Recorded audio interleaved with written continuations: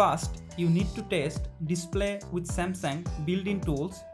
Go to your phone app, dial *#0*#.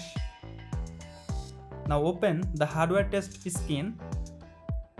From here, tap on red, tap on green, and tap on blue. After these three tests, if the white line gone, it's more likely software issue. So please wait the next system update from Samsung.